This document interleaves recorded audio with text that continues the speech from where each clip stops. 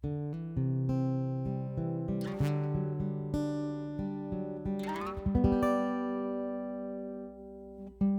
everyone, I'm John Steele, and this is After 4, a podcast for InterVarsity alumni. Life after college is hard, and even a great experience with your InterVarsity chapter doesn't shield you from the challenges of transition.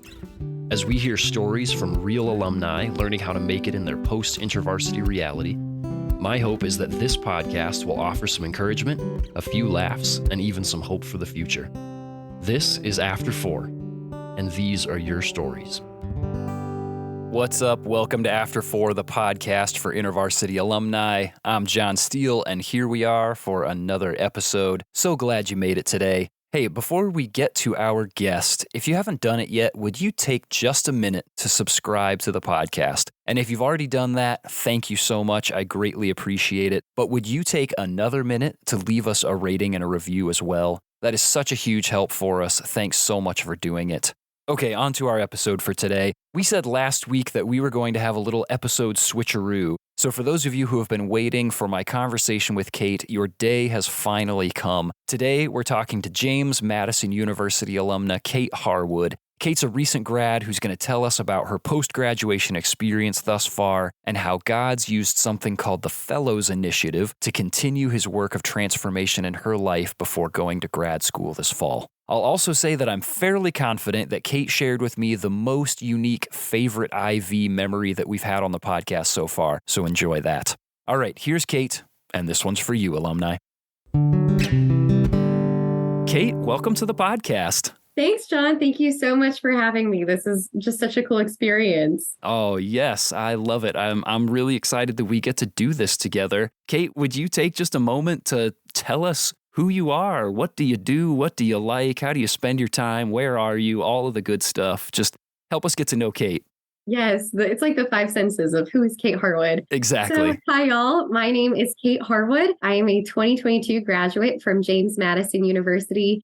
And this past year, I've had the pleasure of taking part in the Greensboro Fellows. So I just wrapped up my Fellows year, and I'm in a bit of a transition season because I'm actually going back to school at University getting my master's, which I'm super excited about. I am working part-time at a gift shop, but also doing a marketing internship for an investment management firm, which is a lot of fun. So doing a little bit of adulting before going back to school. That's awesome. And I am living in the bright city of Greensboro, North Carolina. So I moved out of my college town, and now I live in North Carolina, which is so fun. That's awesome. So cool. And yes, so the Greensboro Fellows, we're going to spend some time talking about that. But I love that you're also going into grad school. You mentioned that you went to Madison University. Let's just spend some time reminiscing about the past here, these great days that you've only recently transitioned from into this new phase of life. But tell us, what's a memory or an experience that you cherish most from your time as a student at JMU? So yeah, I heard about InterVarsity when I was a high school student. I think the Lord is really gracious about kind of dropping in little hints of what to do. And so that's kind of a theme in my story, but also in this episode. So I heard about InterVarsity when I declared to go to JMU, and you put that post on Instagram. You're like, I'm going to JMU. And I had a girl from a family friend from a town where I used to live, a girl from my high school, and a girl from my church say, you should join InterVarsity. So like pretty much day one of my college experience, I was like JMU IV and went to the new student events and went on NSR and the new student retreat. I was part of InterVarsity at JMU all 4 years of college, which was wonderful. I still keep in touch with the women from my small group. I was actually a bridesmaid in a wedding like 2 weeks ago from a friend from my InterVarsity small group. And I think looking back, my favorite memory, and I love how, not to expose you, John, but in our email of the list of questions of like, don't just put conferences or small group. And I was like, yeah, no, he's right. I think my favorite memory is I was part of the hospitality team my spring of my freshman year, fall of my sophomore, right before the pandemic hit. And we would host all the events for the chapter. And JMU's chapter is huge. We have about 300 people. And so it was really awesome to be able to plan things, but we also would do fun things ourselves. And I remember one night we did a dumpster dive at the local Krispy Kreme plant.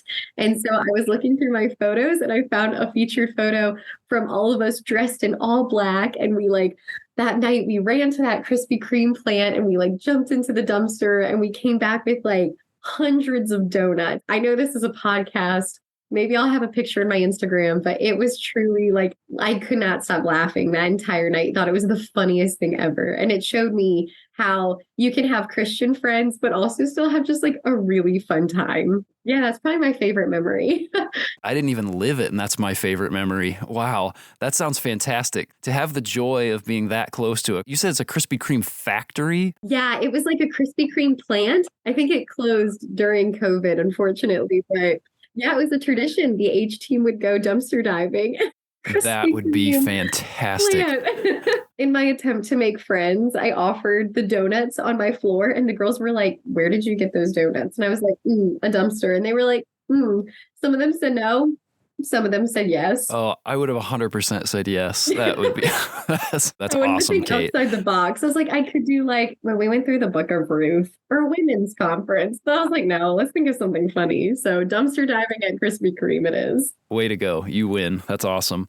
On After 4, we also love to talk about the realities of life after graduation. So we have all of these fantastic transformational experiences with our chapter when we're on campus.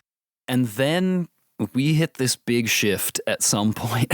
We graduate, we move into the next phase of life, and sometimes that can just hit us like a brick wall. And that's not to say that it's all bad stuff, but it is a huge transition. So much is different. So in what you've gotten to experience so far, and recognizing that you also have had this really unique year that a lot of people have not had, what's been maybe one of the best and one of the most challenging experiences that you've had so far since graduating?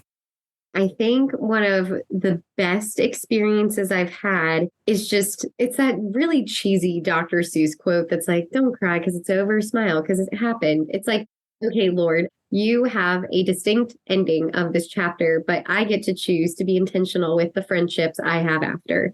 Lord, I have the agency to choose how I'm going to take all the stuff I learned from InterVarsity and my time at JMU into my post-grad life.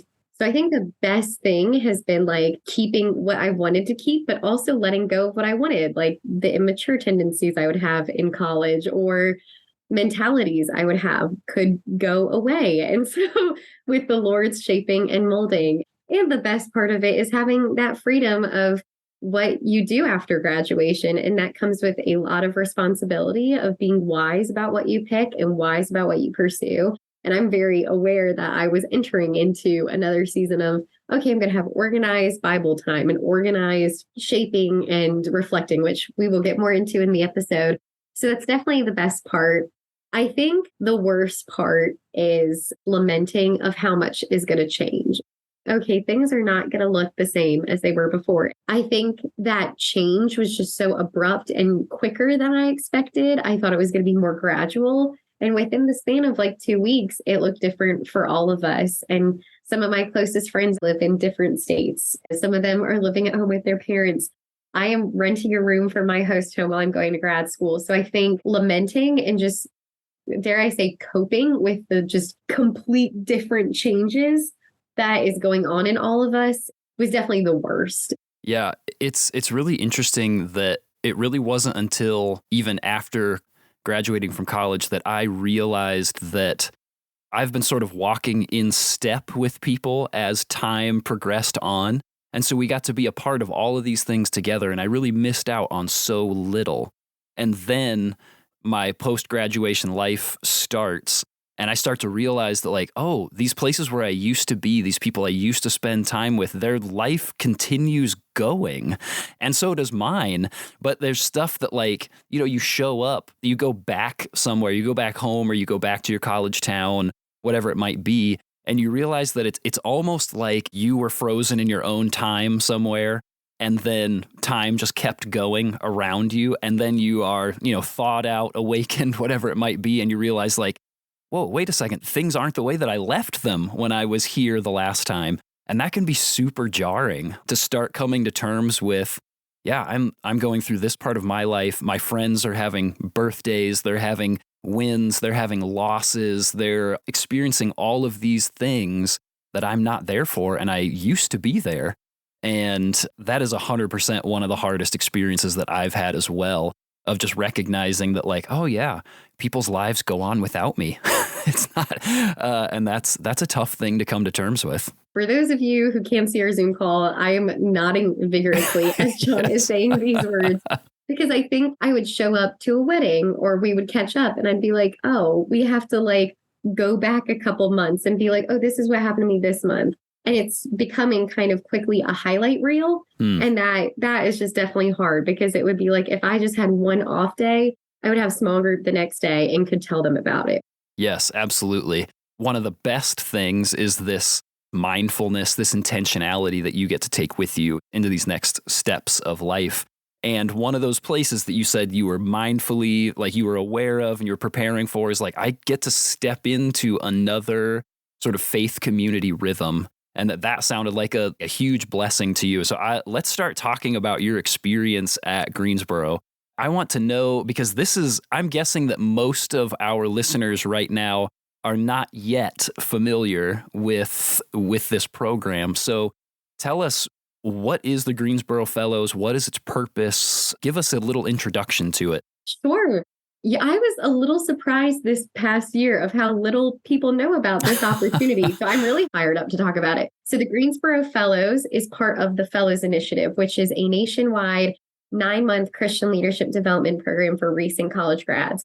They have a chapter in Colorado. They have a chapter in California. They have like 6 different ones in Virginia, Pittsburgh, Orlando, a bunch in North Carolina, Chattanooga, Nashville, like many of the major cities in America, which is great. And so the Greensboro Fellows is located in Greensboro, North Carolina. We're a 9-month Christian leadership development program. And I would say the Greensboro Fellows is really highly focused on spiritual formation and development, which is awesome. So the Greensboro Fellows, you live and work in community. You are thrown together with a bunch of recent college graduates, and you learn what it means to grow as a spiritual adult, but also alongside other people, which is such a blessing. And I think is a skill we can all learn. We are given a mentor.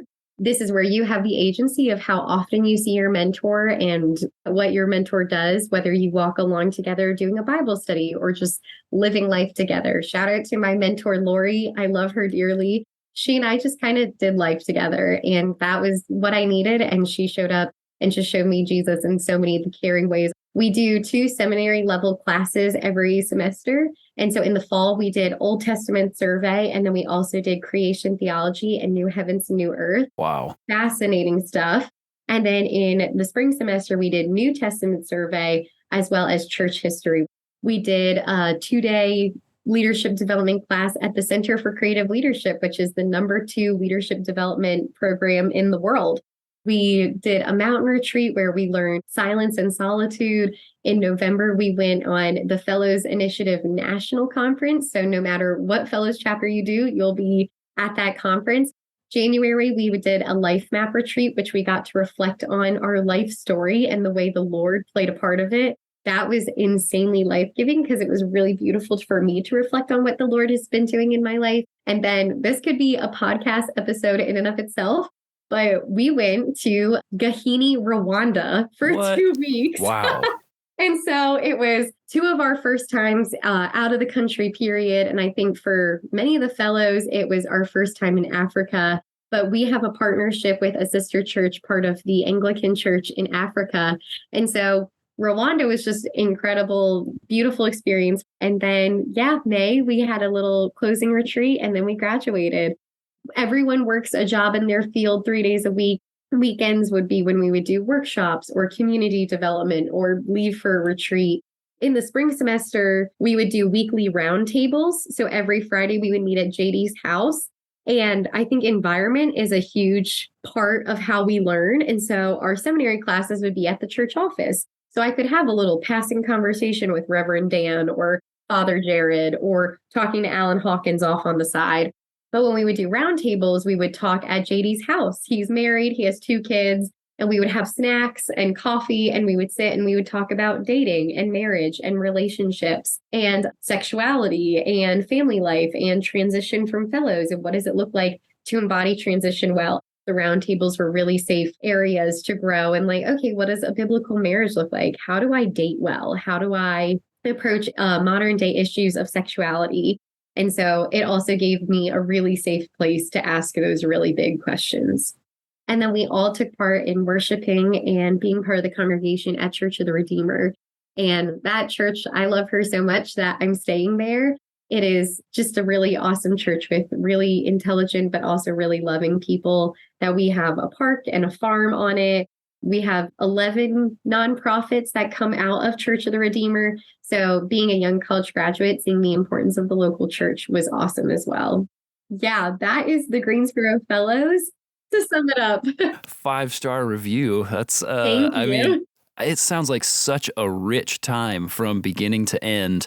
And one of the things that stands out to me as I hear you say, and I assume you would agree with this, let me know if you don't. This sounds like almost the best you could hope for kind of transitional experience.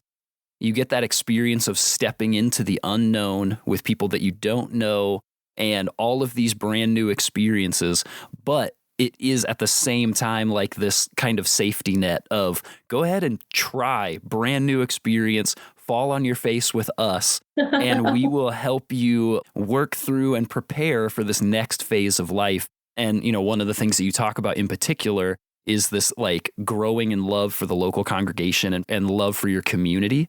Those are skills and values that are just invaluable for new grads to be experiencing. It just sounds like such a great place to practice transition with some guardrails for you along the way. Oh, yeah. I love the way you said the guardrails. And it's not like my hand was being held.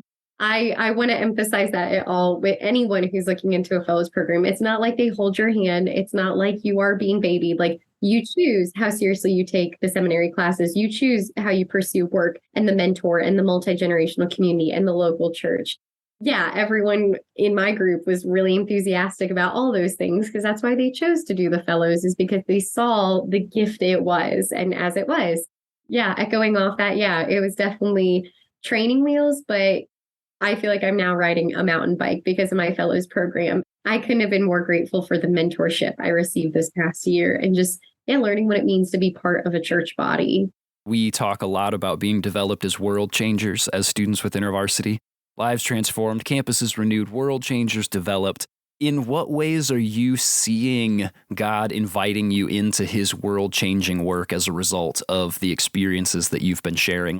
I love that. When you emailed that question, I was like, that's a good question. How is the Lord inviting me? So ironically, I am all for like being world changer. Like I totally support the mission statement and being a world changer. My practical everyday advice of how I'm being a world changer is actually really dedicating myself to where I physically am, where my 2 feet are right now in North Carolina. It is meaning being an active member of Church of the Redeemer. It is working hard at this temporary job at a gift shop and at an investment management firm. And what does it look like to work hard and seek shalom? Because even something as simple as, I'm going to quote Tish Harrison Warren, but brushing your teeth is pushing back the darkness. And so I think learning that it doesn't have to be the big moments on stage, or I love missions as well. Church of the Redeemer hosts, shout out to the New Wineskins Missionary Network. Like we do send out people, but we also call people to come back and cultivate as well. So I think the way I'm seeing the Lord inspire me, Kate Harwood, to be a world changer is just being faithful to where I'm at and letting the Lord, the way he is pounding down my door of the healing he's wanting to do, but also within the career I'm choosing. I'm choosing to go into the media industry. So when I was a senior and heard about the program at Elon, and I was like, well, I can always go back to grad school, but I can only do this fellows thing as a recent college grad. Let me do this, dive deeper with the Lord, understand his theology of work, hone those skills of work at Elon, getting my degree, and then going out and being sent. And that doesn't even mean being sent physically somewhere, but it is being sent to where I'm at right now. And I think it's also learning, I'm sure there's a Bible verse somewhere, I'm totally blanking on it now, but of just the day in and day out labor of what it means to reap what you sow and what it means to be faithful to the work the Lord is putting you at. So I think that's how I'm honestly, the more gentle and lowly I go is the more world changer I am, if that makes sense. Yes, absolutely. I love that, that's the picture that's coming together for you, because I think that's the case for most of us, is that when God invites us into his world-changing work, he's inviting us to be faithful in our ordinary context. And ordinary faithfulness is extraordinary faithfulness to God, because so rarely, at least by our limited perspective, so rarely is there anything that seems like this huge something fantastic just happened because of the thing that I was doing with God.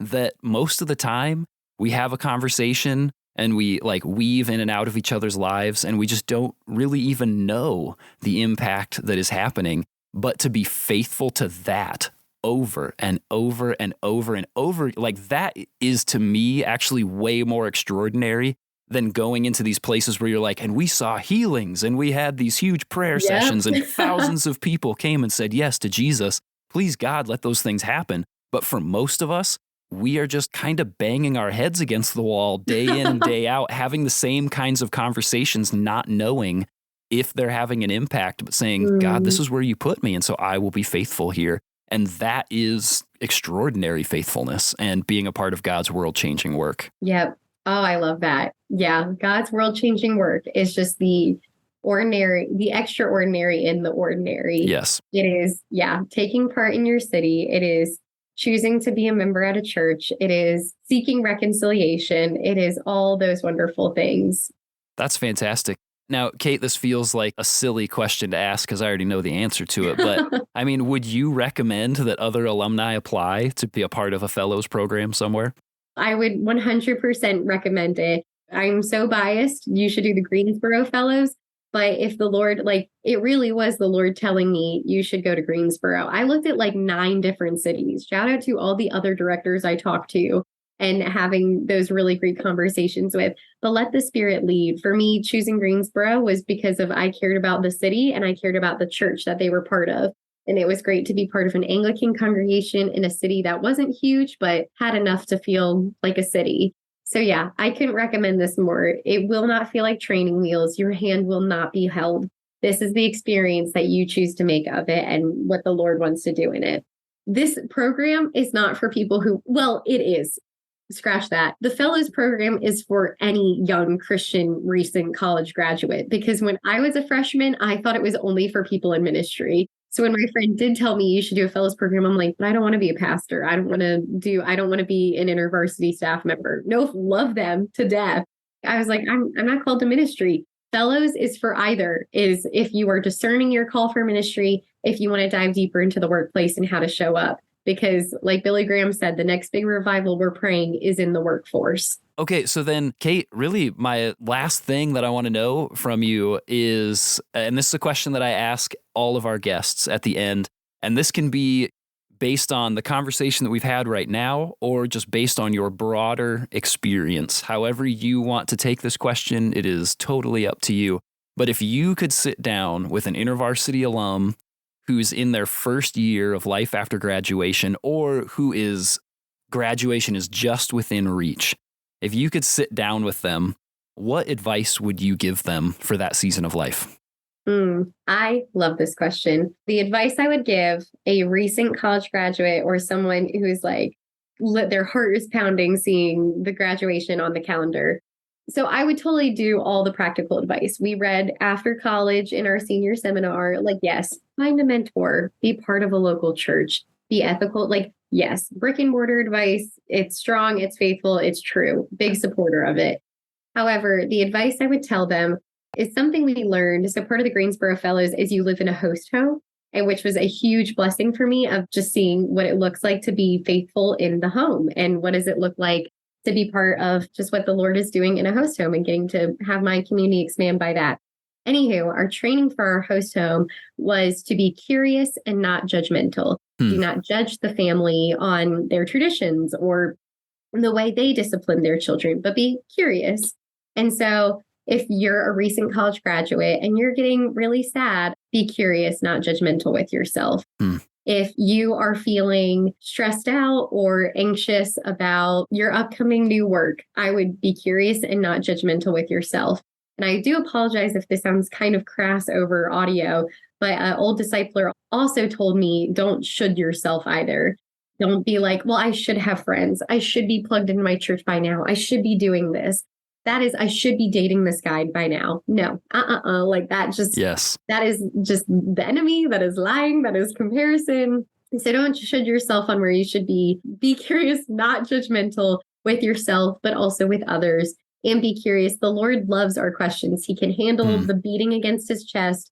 He can handle everything we throw at him. So ask him, okay, Lord, why this city? Why this fellows program? Why this job? Why this host home? Ask him it all. Like he can take it. He is not afraid of the unknown, even though I am still a little afraid of the unknown. And also practical advice, if you're doing a fellows program, you do not have to have your life figured out by graduation of college and undergrad, but also by your fellows graduation. The Lord is so much more than a practical set time of a calendar. He is continuing to mold and shape you after you do the little ceremony in your church and after you do the tassel thing with your cap. Jesus lived life in transition. And so I want you to know, any college kid out there, and kind of talking to myself as well, as I'm about to be a grad student, Jesus lives, breathes, is part of the transition. He was always on the move. He was going from one meal to the next, meeting people and healing people on the way.